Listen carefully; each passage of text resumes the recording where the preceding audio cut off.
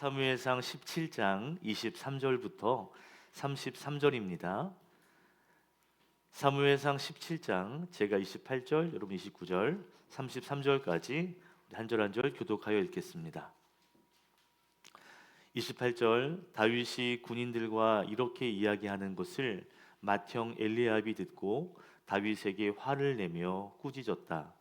너는 어쩌자고 여기까지 내려왔느냐? 들판에 있는 몇 마리도 안 되는 양은 누구에게 떠맡겨 놓았느냐? 이 건방지고 고집 센 녀석아, 내가 전쟁 구경을 하려고 내려온 것을 누가 모를 줄 아느냐?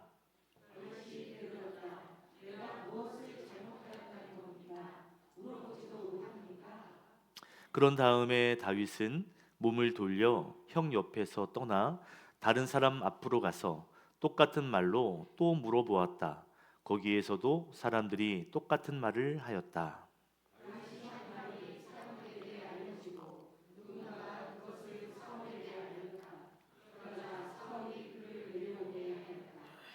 다윗이 사울에게 말하였다. 누구든지 저 자 때문에 사기를 이뤄서는 안 됩니다. 임금님의 종인 제가 나가서 저 블레셋 사람과 싸우겠습니다. 그러나 사울은 다윗을 말렸다. 그만두어라. 내가 어떻게 저자와 싸운단 말이냐. 저자는 평생 군대에서 뼈가 굵은 자이지만 너는 아직 어린 소년이 아니냐. 아멘.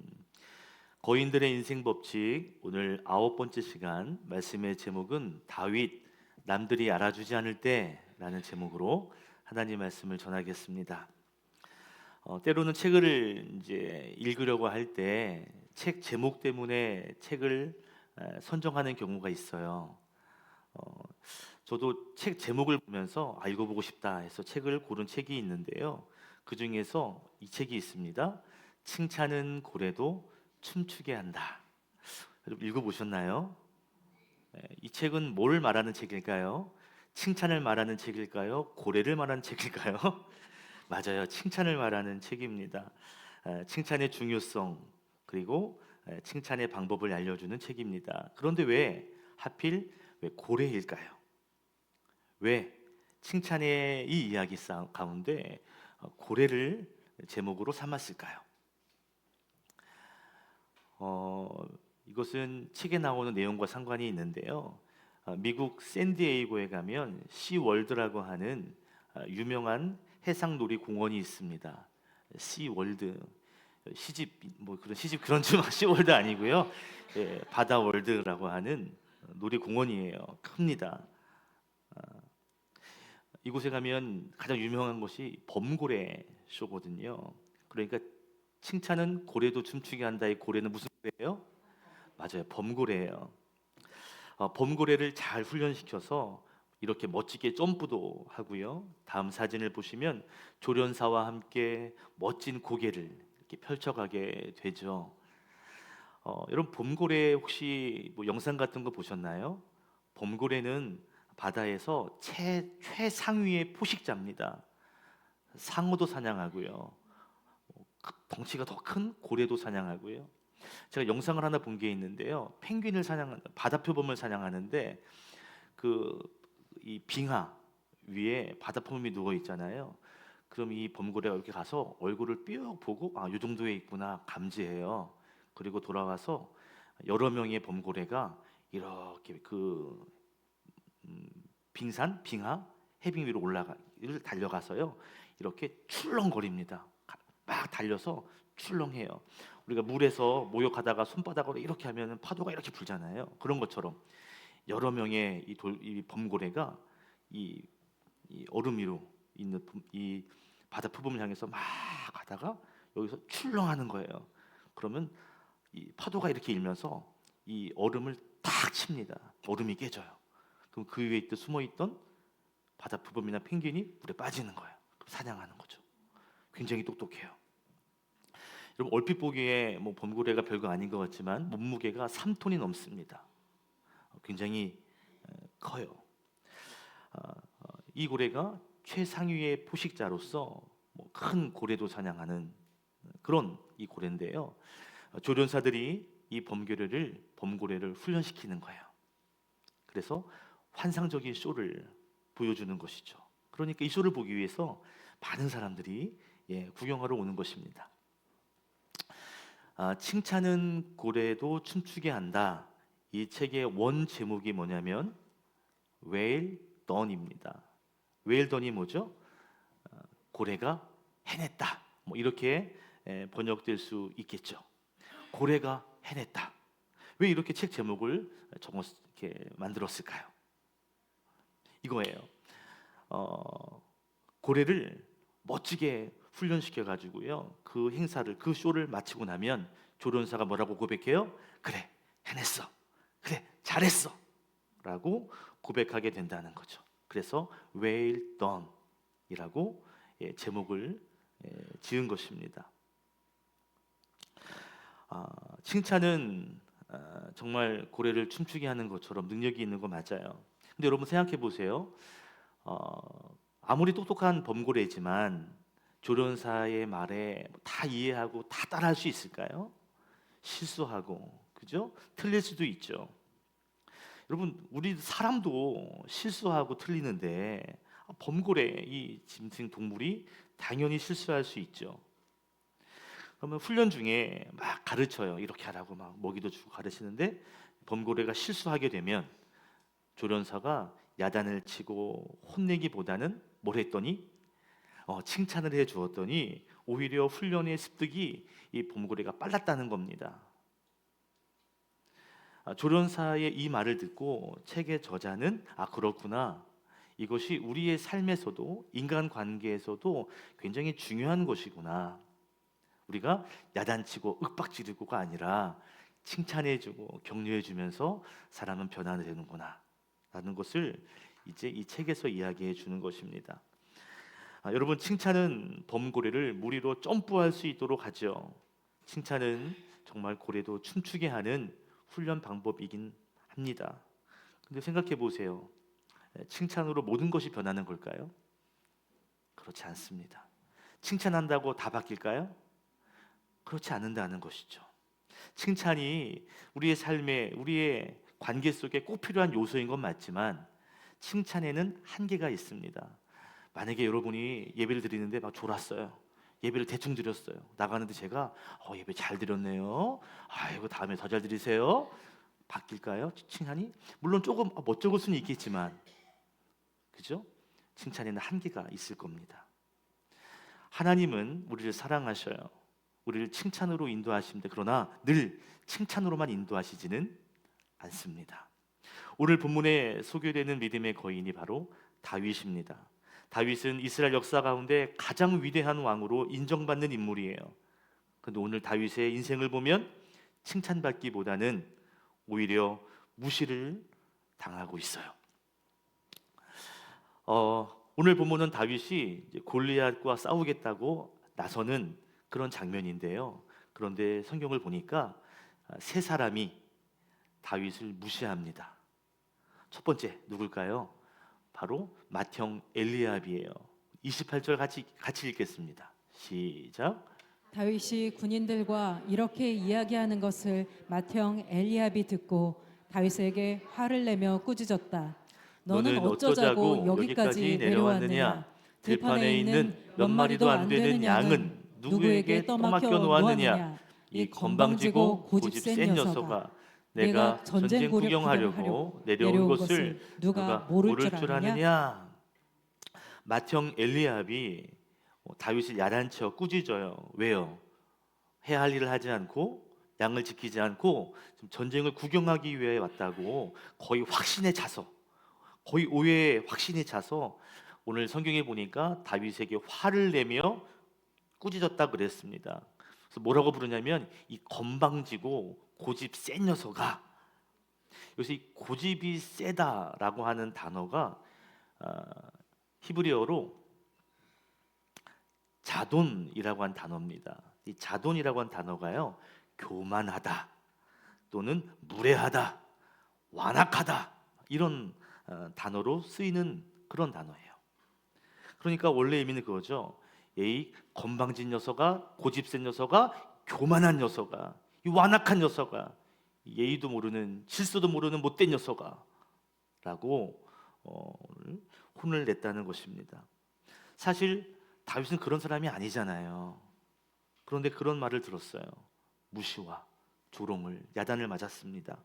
여러분 생각해 보십시오. 여러분 무슨 실수를 했거나 오해를 받는데요. 왜 그랬어? 이 정도는 이해할 수 있을 거예요. 근데 옆에다 한마디를 거드는 거예요. 교만해가지고. 여러분 뚜껑이 열리는 거죠.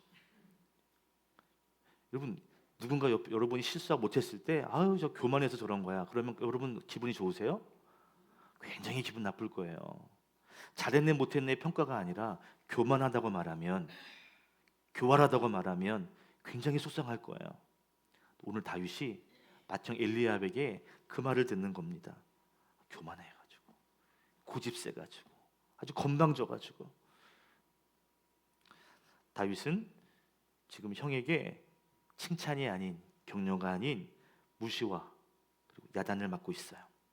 자, 첫 번째 엘리압에게 무시를 당했다면 두 번째 사람이 있습니다. 누굴까요? 사울 왕이에요. 33절 읽겠습니다. 시작. 그러나 사울은 다윗을 말렸다. 그만두어라. 내가 어떻게 저자와 싸운단 말이냐? 저자는 평생 군대에서 뼈가 굵은 자이지만 너는 아직 어린 소년이 아니냐? 사울은 다윗이 기분 나쁘게 오늘 골리앗과 비교를 합니다. 어쩔 수 없는 비교겠죠. 너는 그에 비해서 약해, 어려라고 평가합니다. 그리고 말하죠. 그만둬라. 이 말은 너는 싸울 수 없어라는 말이죠. 그만둬라. 너는 안 돼. 너는 못해. 라고 단정합니다. 선을 긋습니다. 다윗은 제가 할 수 있습니다. 제가 골리앗과 싸울 수 있습니다라고 말하는데 사울은 말하죠. 넌 할 수 없어. 넌 불가능해. 네가 너의 주제로는 안 돼.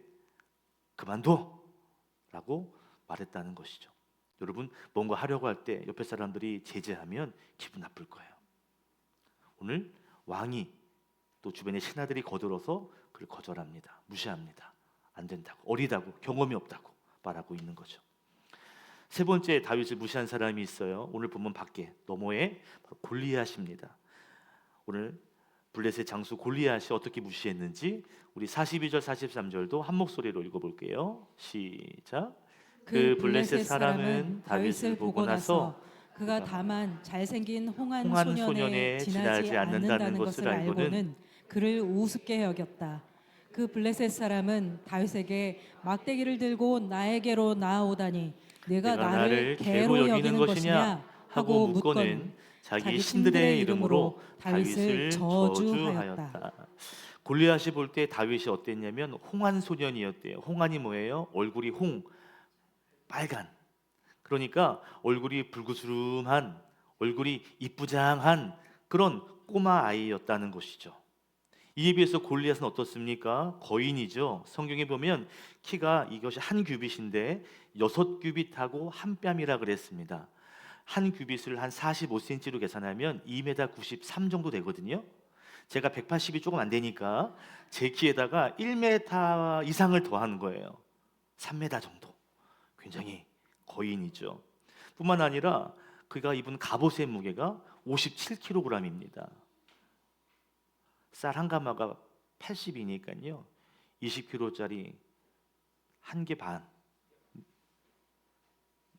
20kg 두 개 반 정도 되는, 그죠? 그 정도의 무게를 가진 갑옷을 입고 그것 입고 싸울 수 있는 사람이었다는 거죠.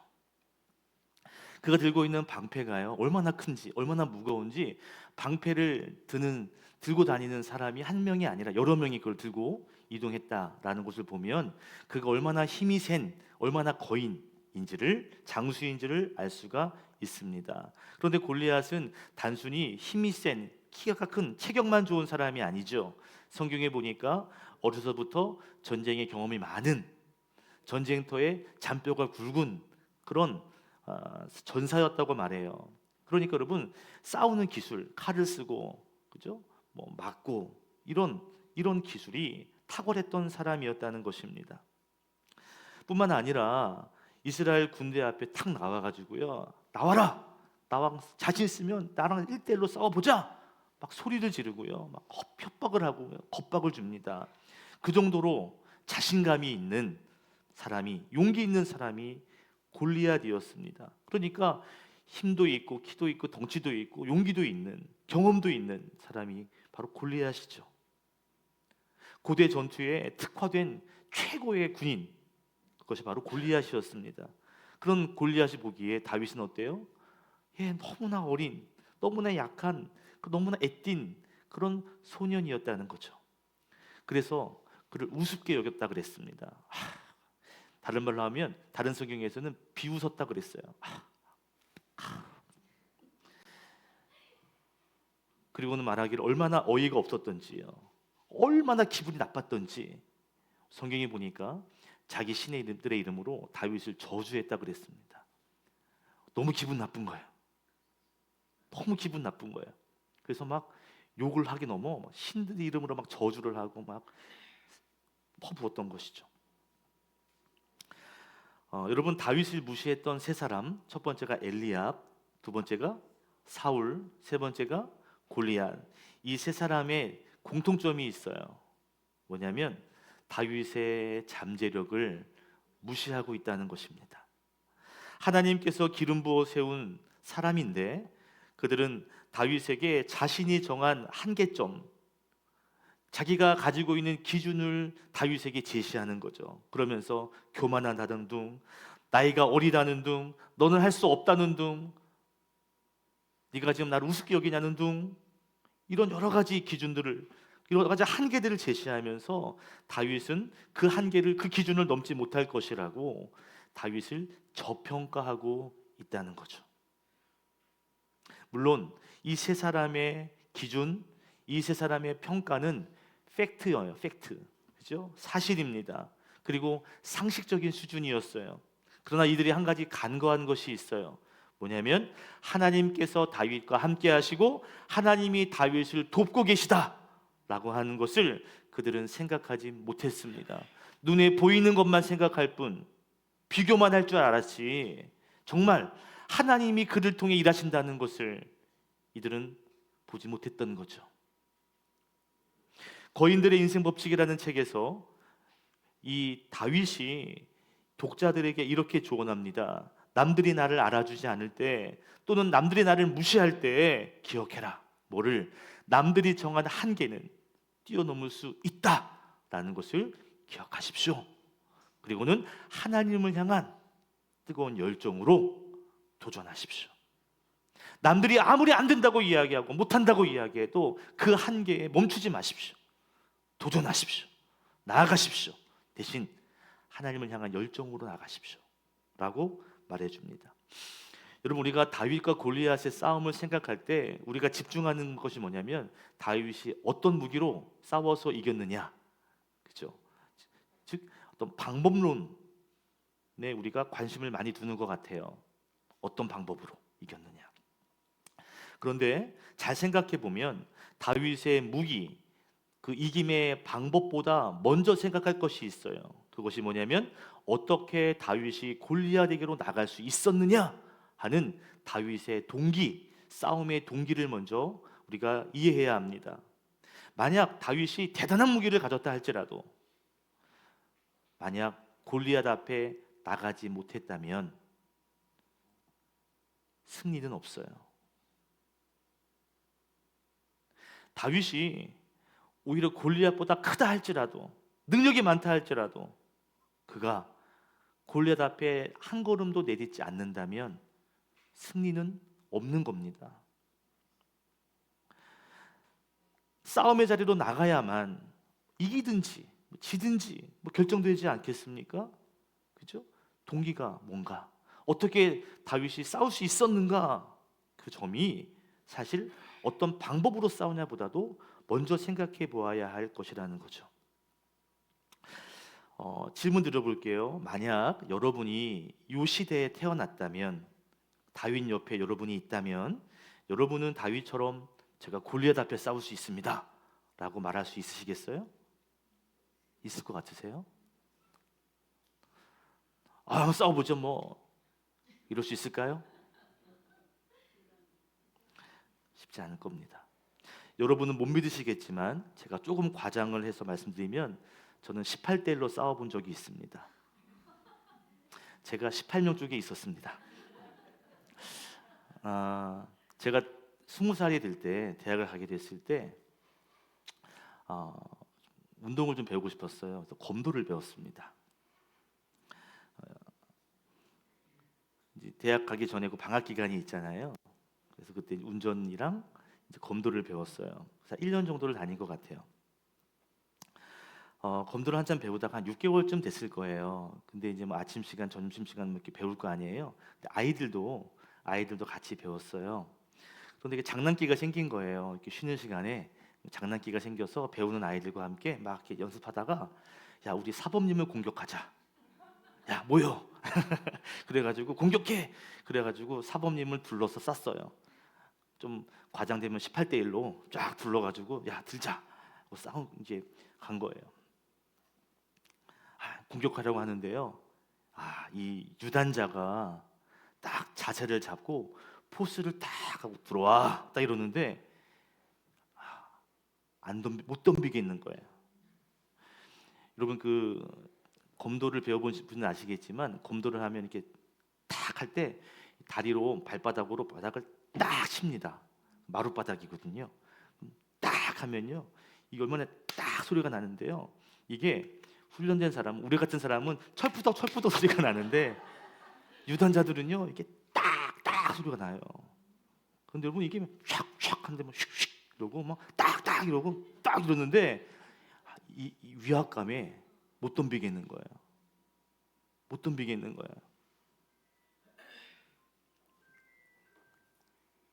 특별히 여러분 장난 삼아서도 우리가 이렇게 유단자 앞에 함부로 덤비지를 못하겠는데 그 포스에 눌려서 공격을 못하는데 여러분 골리앗 앞에 선다는 거 쉽지가 않아요. 검도할 때 이렇게 머리에 쓰는 걸 호구라고 그래요. 그날 호구 쓰고 호구가 됐어요 제가. 야 정말 꼼짝을 못하겠는 거예요. 제가 또 제일 그때 성인이었는데 제일 큰 젊은 친구인데 애들하고 덤비는데 제가 못 덤비겠는 거예요. 어른이라고 덤빌 수 있는 게 아니더라고. 강자가 있으면요 덤비기가 쉽지 않아요. 골리앗과 싸우려고 나아간다는 것 결코 쉬운 일이 아닙니다. 우리는 이미 결과를 알고 있기 때문에 골리앗 앞에 나가서 뭐 던져서 이기고 막 이것을 우리는 너무 잘 알고 있지만 골리앗 앞까지 나가는 자리가 결코 만만치가 않았다는 것입니다. 오히려 골리앗에게 물매를 던지는 것보다 오히려 더 힘든 건 골리앗과 싸우는 그 나가는 자리가 더 어려울 수 있다는 것이죠. 24절에 보니까 이스라엘 사람들이 골리앗을 보고 무서워하면서 모두 그 앞에서 달아났다 그랬습니다. 멀리서 보니까 골리앗의 이 아우라에 겁을 먹은 거예요. 여러분 군인들이거든요. 군인들이 도망을 갔다는 건 뭐예요? 탈영했다는 거예요. 여러분 탈영하게 되면 군법이 굉장히 셉니다. 그런데 그것을 나중에 죽더라도 지금 내가 살아야 돼. 도망갔다는 건 골리앗이 얼마나 대단한가 하는 걸 알 수 있는 장면이죠. 골리앗이 그 정도로 위협적인 군인 중의 군인이었는데 다윗은 손에 지팡이를 들고 시냇가에 가서 돌 5개를 주워다가 자기가 늘 사용하는 무림매를 탁 들고서 골리앗과 싸우기 위해서 달려갑니다.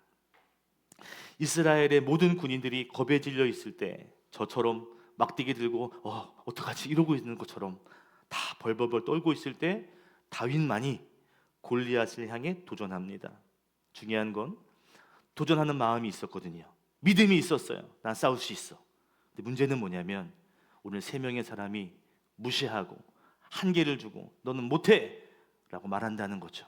그것을 뚫고 나아갔다는 것입니다. 믿음이 있었어요. 그런데 사람들이 아니라고 말합니다. 넌 못한다고 말해요. 그럼 다윗은 아니에요. 할 수 있습니다. 라고 3번에 걸쳐서 골리앗을 향하여 나아갔다는 것이죠. 이게 중요한 거예요. 한 번에 돌을 던지는 것 그 전에 우리가 믿음이 있어요. 그런데 사람들이요 못해, 안 돼, 넌 할 수 없어, 그만둬 라고 얘기하면요 하기가 싫어져요. 두려워져요. 못할 것 같아요. 포기하게 됩니다. 다윗은 그런 것들을 다 거절하고 오늘 도전합니다. 다윗이 골리앗에게 도전할 수 있었던 비결이 전 두 가지라고 생각하는데, 첫 번째는 하나님을 향한 열정이 있었기 때문이에요. 다윗은 골리앗이 하나님의 군대를 모욕하는 소리를 우연히 듣습니다.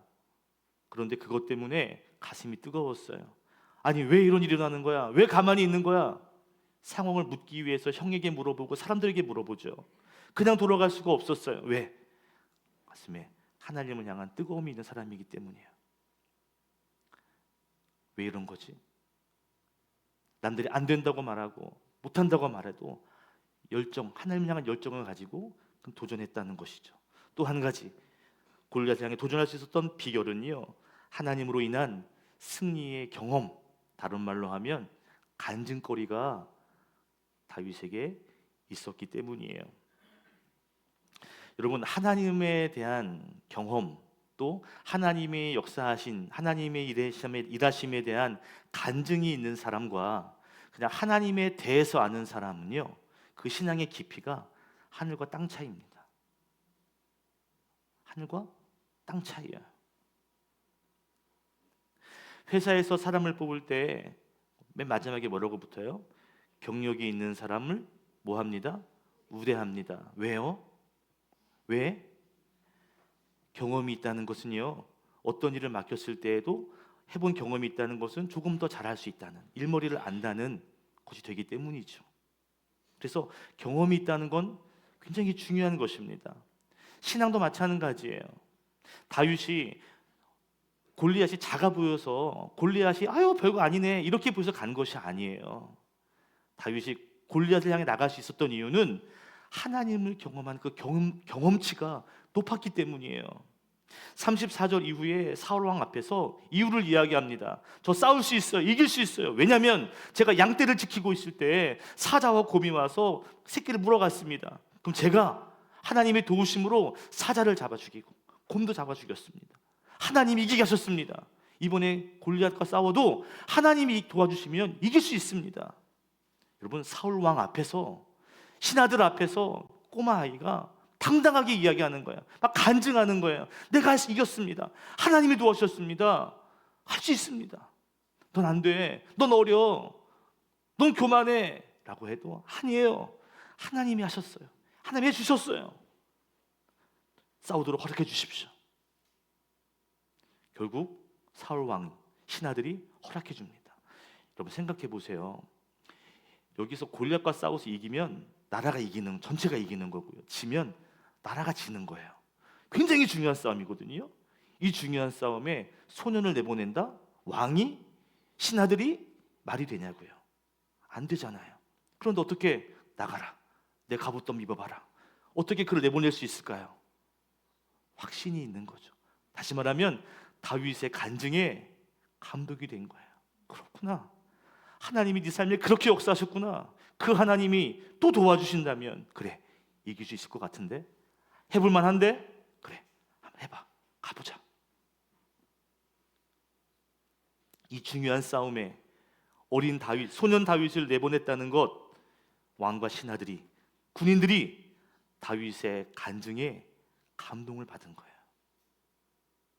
확신을 얻은 것입니다. 그래, 하나님이 도와주시면 가능하지, 이길 수 있을 거야. 그리고 내보냈던 거예요. 여러분, 우리가 골리앗처럼 크고 어려운 문제를 만나게 될 때 믿음의 사람은 객기로 도전하는 것이 아니에요. 해보자, 그래, 이게 아니에요.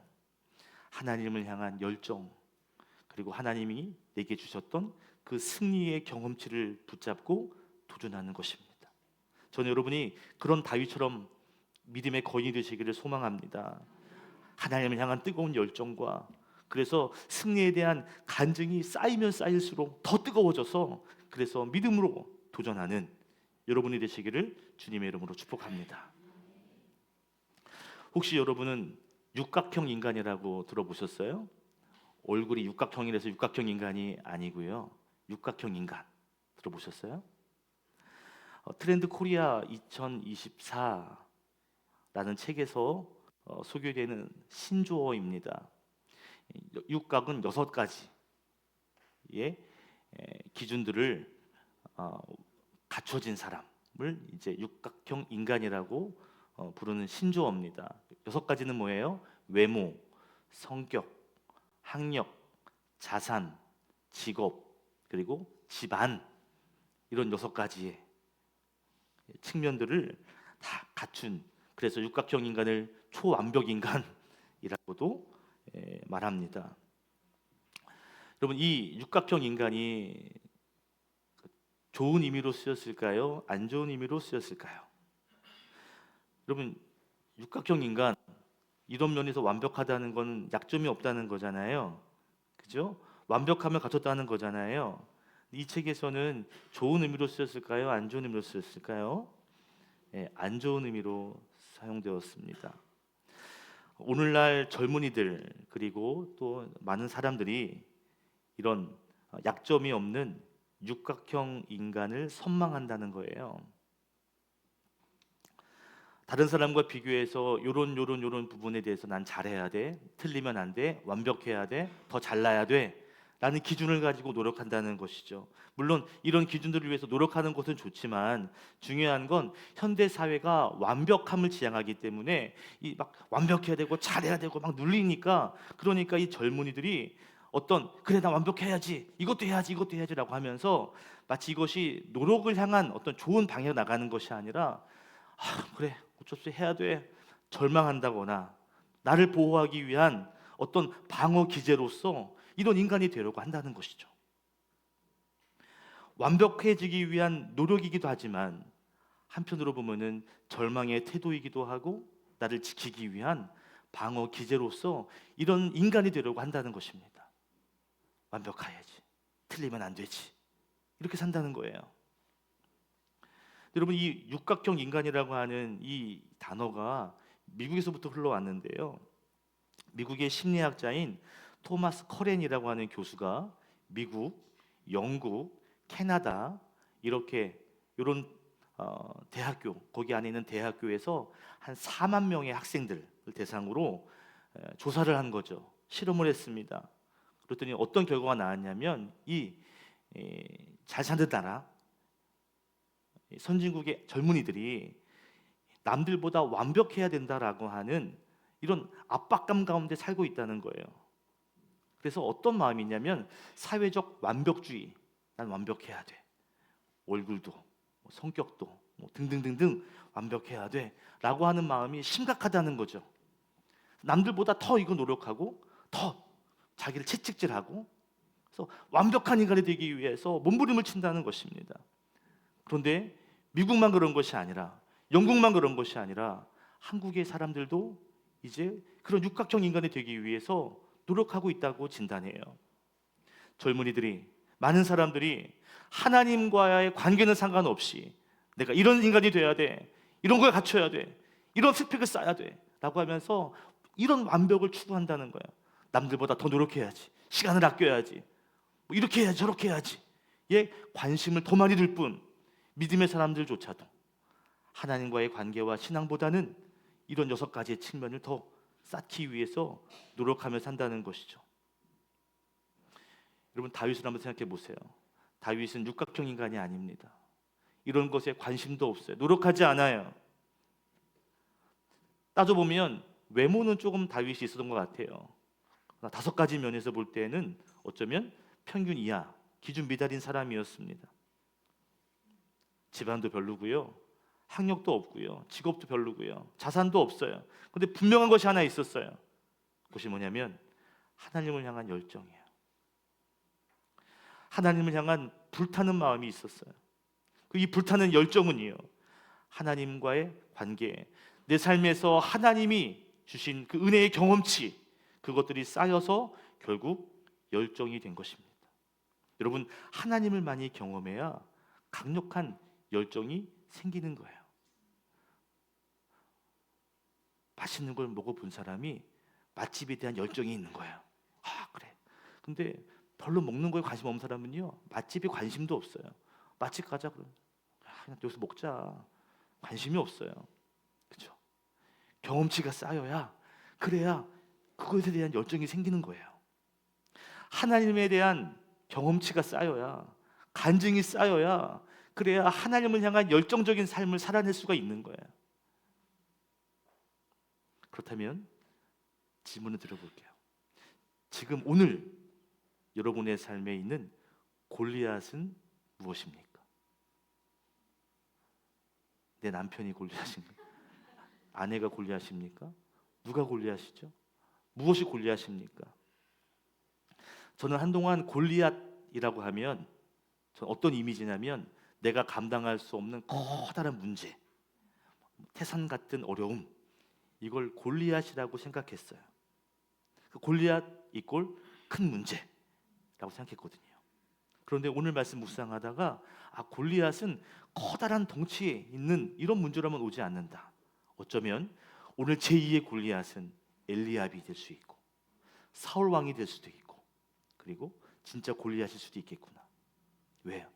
하나님의 영광을 위해, 믿음을 위해, 열정을 위해 살아가는데 하지마, 할 수 없어, 안 돼 라고 말하는 그것들, 하나님의 능력이 나타날 수 있는 그 자리에서 포기하게 만드는, 좌절하게 만드는 그것이 있다면 어쩌면 그것이 골리앗일 수 있겠다 하는 생각이 들었습니다. 신앙적인 면에서의 골리앗이 있죠. 봉사하려고 하는데 봉사하지 못하도록, 섬기지 못하도록 하는 무엇이 있다면 골리앗이 될 수도 있는 거죠. 내 삶에 용서하지 못하게 하는 것, 사랑하지 못하게 하는 무엇이 있다면 그것이 내 인생의 골리앗이 될 수 있다는 겁니다. 주님을 위해 헌신해야 되는데 헌신하지 못하도록 만드는 그 무엇이 내 인생의 골리앗이 될 수 있는 거죠. 그러니까 골리앗은 커다란 문제만이 아니에요. 오히려 오늘날의 골리앗은 아주 작게 다가올 수 있습니다. 사람과의 작은 불화라, 갈등, 오해, 편견, 남들의 말 한마디, 이러한 것이 골리앗이 될 수 있는 거죠. 나로 하여금 믿음의 도전을 방해하는 내면의 불안, 이것이 골리앗이 될 수 있는 겁니다. 내 안에 작동하는 열등감, 좌절감, 이런 것도 골리앗이 될 수 있는 거죠. 또는 상황 가운데 버럭거리게 되는 어떤 성격과 성품, 인격, 이런 것들도, 해결되지 않는 이 감정들도 어쩌면 나의 골리앗이 될 수 있는 거예요. 여러분 기억하세요. 골리앗은 대단한 모습으로만 오지 않습니다. 제2의, 제3의 골리앗이 있을 수 있는 거예요. 골리앗은 과거에 우리를 도우셨던 하나님의 은혜를 기억하지 못하도록 다가옵니다. 대단한 대적자의 모습으로만 오지 않고 아주 친밀한, 가까운 사람의 모습으로도 찾아올 수 있다라는 거죠. 기억할 것이 있어요. 여러분, 하나님이 우리에게 원하는 인간은 육각형 인간이 아니에요. 약점이 없는, 남들이 볼 때 허점이 없는 그런 인간을 원하시는 것이 아니에요. 하나님이 우리에게 진짜 원하는 것은요, 하나님을 향한 열정이 있는 사람, 하나님을 향한 믿음이 있는 사람, 하나님의 말씀에 순종할 수 있는 사람, 그런 사람을 원하는 거죠. 하나님 앞에 인생을 맡길 수 있는 사람, 자기의 생명을 맡길 수 있는 그런 사람, 그걸 원하는 거예요. 열정에 대해서 12세기 이집트와 중동 지역에 복음을 전했던 이탈리아의 프란시스 아시스라고 하는 사람은 이렇게 이야기했습니다. 같이 한번 읽어볼게요. 시작. 하나님을 향한 사랑과 열정이 없이는 우리의 믿음은 죽은 믿음일 수밖에 없다. 아멘. 열정이 없으면 어쩌면 우리의 믿음은 죽은 믿음일 수밖에 없다는 거죠. 믿음은 반드시 사랑과 열정으로 드러나게 되어 있습니다. 소극적인 사랑이 있을 수 있지만 소극적인 열정은 있을 수 없어요. 미지근한 열정이 어디 있어요? 여러분, 촛불이 아무리 작아도 미지근하지 않아요. 촛불을 손 대보세요. 뜨거워요. 데워요. 불타요. 열정은 그런 거예요. 커야만 열정이 아니라 내 안에 작은 열정, 미지근하지 않습니다. 하나님을 향한 열정, 뜨거워야 돼요. 다윗은 미지근한 마음으로 골리앗과 싸우지 않았어요. 열정은요, 단순한 감정이 아닙니다. 오늘 조지 뮬러 목사님 기도의 대가잖아요. 이렇게 말했거든요. 같이 읽어볼까요? 시작. 하나님을 향한 열정은 단지 감정이 아니라 우리의 삶을 하나님의 뜻에 맞추어 살아가는 의지의 표현이다. 열정은 막 가슴이 뜨거워지는 정도가 아니라는 거죠. 그렇지, 내가 살아내야지 결단하고 그것을 실행하는 것, 그 의지, 그 삶의 태도가 바로 열정이라는 겁니다. 저는 그런 분들 많이 봐요. 제가 이렇게 할 겁니다. 이렇게 할 겁니다. 그리고 지나보면 안 돼 있어요. 그 열정이 아니에요. 허풍이에요. 착각이에요. 과시예요. 열정은 결단이고 실행입니다. 해내는 거예요. 달려가는 것이죠. 여러분, 우리 안에 열정이 있을 때 주변 사람들이 뭐라고 이야기해도 도전할 수 있어요. 그런데 우리 안에 열정이 없어지면 말에 휘둘리게 됩니다. 주변 사람들의 말과 행동에 여러분의 믿음과 신앙과 삶이 흔들리지 않기를 바랍니다. 남들이 뭐라고 해도, 남들이 어떤 기준을 제시해도, 어떤 한계를 두어도 그것에 함몰되지 않기를 바랍니다. 우리에게 중요한 것이 뭐예요? 하나님께서 지금 우리에게 성령으로 기름 부으셔서 우리를 이 시대에, 이 공동체에 하나님 멋진 도구로 쓰고 계시다. 할렐루야. 이게 중요한 거죠. 하나님 우리를 사용하신다. 함께 하신다. 이걸 가지고 열정 있게 나아가면 하나님께서 저와 여러분을 통해 놀라운 역사를 이루어 주실 줄 믿습니다. 남들이 뭐라 해도, 할 수 없다고 말해도 끝나지 않았어요. 근데 우리 앞에 어떤 상황이 있어도, 어떤 골리앗이 있어도 포기하지 마십시오. 한계에 함몰되지 마십시오. 오히려 하나님의 하신 일들을 기억하는, 하나님이 주셨던 그 은혜를, 경험치를 떠올리면서 다시 한번 열정적으로 도전하시는 믿음의 성도가 되시기를 바랍니다. 한 가지 이야기를 통해 마치고 설교를 마무리하려고 해요. 제가 부목사 시절에 우리 친하게 지냈던 우리 형님 목사님에게 들었던 이야기예요. 그 목사님이 저보다 연배가 높으신데 이제 어린 시절에 운동회를 이제 했던 이야기예요. 뭐 운동회 가면 뭐 달리기도 하고 개주도 하고 이런 거 하잖아요. 근데 옛날에 막 달려가가지고 쪽지 같은 거 열어보면 뭐 미션을 주고 그거를 해가지고 오면 우승 뭐 이렇게 상품을 주는 그런 게임이 있었어요. 열심히 달려가서 이제 그 미션을 다 펼치고 그 미션대로 하는 거죠. 그러면 뭐 검정색 모자 쓴 사람을 같이 들어오십시오. 그죠? 뭐 흰 양말 신는 사람, 뭐 안경 쓴 사람 뭐 데려오고 이런 거 있단 말이에요. 이 목사님이 운동신경이 좋은 목사님은 아니었던 것 같아요. 좀 지금도 호리호리하고 빼짝 마른 분이거든요. 어렸을 때도 그랬을 것 같아요. 운동신경이 별로 없는 분인데 이제 막 잘하고 싶은 의욕이 생긴 거죠. 그래가지고 요의가 아니고 준비 땅 하고 달리는데 뭐 잘 못하니까 헛디뎌가지고 넘어진 거예요. 남들은 막 달려가서 쪽지를 피고 막 미션을 하는데 늦게 일어나가지고 그제서야 막 어영부영 달려갔던 겁니다. 이거 아시죠? 아무리 잘해도 쪽지대로 해야만 1등할 수 있는 거잖아요. 빨리 들어와도 미션을 이행하지 못하면 안 되는 거잖아요. 탕 해가지고 막 달려 넘어져가지고 막 어떻게 이래가지고 있는데 여러분 아시죠? 넘어지고 막 그러면 막 사람들이 막 자기만 쳐다보는 것 같고, 그죠? 막 창피해지고 막 그러잖아요. 남들 응원하는 게 막 나 야유하는 것 같고 막 그런 느낌이 있잖아요. 다리도 아프고 피도 나는 것 같고 막 포기하지 않고 달려간 거야. 남들은 막 뭔가 찾아도 막 찾아다니는데 탁 핀 거예요. 근데 쪽지가 대박이에요. 딱 열었는데 뭐라고 써있냐? 미션이 뭐냐? 체육 선생님과 함께 오기. 체육 선생님과 함께 오기. 바로 옆에 체육 선생님이 있는 거예요. 달려가서 이걸 보여준 거예요. 선생님 보여. 선생님이 그래 가자. 근데 애가 막 못 뛰니까 야 업혀 임마 이래가지고 선생님이 들어와서 1등을 했다는 거예요. 체육 선생님이 자기를 업고 달려갔더니 결국 결승선에서 1등으로 들어왔다는 그 이야기를 제가 잊을 수 없습니다. 우리가 인생을 달려가다 보면 넘어질 때도 있어요. 뒤처질 때도 있고요. 사람들의 주변 이야기가 야유처럼 들리고 무슨 한기를 넌 안 돼. 지금 늦었어. 지금 한다고 되지 않을 거야. 여러 가지 이야기가 들려서 나를 알아주지 않을 그럴 때가 있을 겁니다. 근데 여러분 우리는 육각형 인간, 완벽한 인간이 아니에요. 우리는 하나님을 향한 열정으로 포기하지 않고 나아가면 하나님께서 우리를 업고 하나님께서 멋진 승리를 안겨주실 줄 믿습니다. 주변의 사람들이 자기들의 기준을 들이대고 한계를 이야기할지라도 여러분 주눅들지 마십시오. 다윗처럼 당신들의 한계는 아무것도 아닙니다.